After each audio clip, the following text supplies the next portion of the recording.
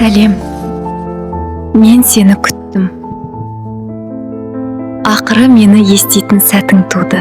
Сен күнделік толтырудан, есеп беруден шаршадың, білемін. Бірақ мені тыңдашы. Сен шамшырақсың. Ал майы таусылған шам ешкімге жарық бере алмайды. Қағазға емес, баланың көзіне көп қара. Оларға сенің есебің емес, сенің жылуың керек. Өзіңе қатал болма. Сен робот емессің, қателесуге құқығың бар.